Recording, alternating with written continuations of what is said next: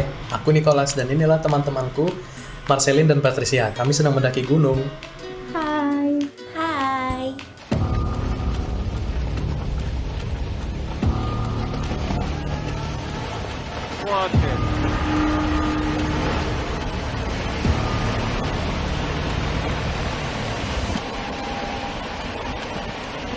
Aduh, tadi itu apa sih? Tadi itu tanah longsor. Tanah longsor itu salah satu jenis gerakan massa tanah atau batuan atau pencampuran keduanya, menuruni atau keluar lereng. Lah, kok bisa? Karena gempa bumi menyebabkan getaran dan tekanan pada partikel-partikel mineral dan bidang lemah pada massa batuan dan tanah. Ini menyebabkan longsornya lereng-lereng di tebing atau gunung. Emangnya cuma gempa bumi yang menyebabkan tanah longsor? Tidak cuma itu, ada beberapa faktor yang bisa menyebabkan tanah longsor. Antara lain yaitu 1. Curah hujan yang tinggi. Saat musim kemarau yang panjang, tanah akan mengering dan membentuk rongga pecah-pecah atau pori-pori. Ketika musim hujan, air hujan akan masuk dan meresap ke dalam tanah yang retak dan memenuhi rongga, sehingga terjadilah pergeseran tanah. Tanah yang bergeser akan menyebabkan erosi tanah dan kemudian terjadilah longsor. Yang kedua, ada erosi. Erosi merupakan pengikisan tanah yang disebabkan aliran air permukaan atau air hujan, sungai-sungai, atau gelombang laut yang menggerus lereng tanah. Yang ketiga, penggundulan hutan. Tanah longsor umumnya banyak terjadi di daerah yang relatif gundul di mana pengikatan air tanah sangat kurang. Yuk kita turun dulu, bahaya di sini. Wah, parah banget kerusakannya.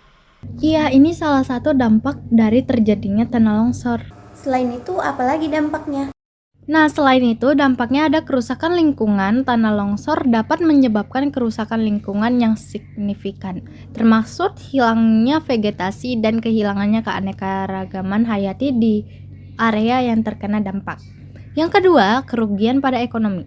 Longsor dapat merusak infrastruktur seperti jalan, bangunan, dan saluran air yang dapat mengakibatkan kerugian ekonomi yang besar akibat biaya perbaikan dan pemulihan.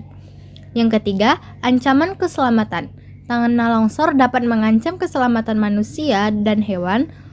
Orang-orang yang tinggal di daerah rawan longsor mungkin menghadapi risiko tinggi terhadap cedera atau bahkan kehilangan nyawa.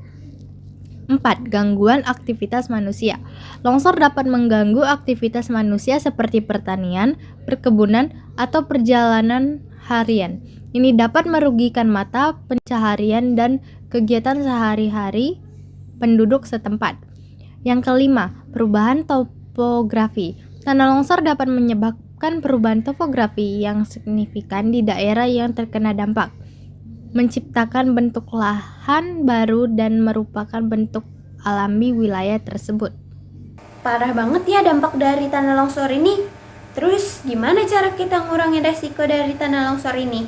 Jadi, yang pertama, kita harus menghindari daerah rawan bencana untuk membangun pemukiman. Kedua, kita mengurangi tingkat keterjalanan lereng. Ketiga, kita melakukan terasering dengan menggunakan sistem drainase yang tepat. Keempat, kita melakukan penghijauan dengan menggunakan tanaman yang berakar dalam. Kelima, kita membangun bangunan yang berfondasi sangat kuat.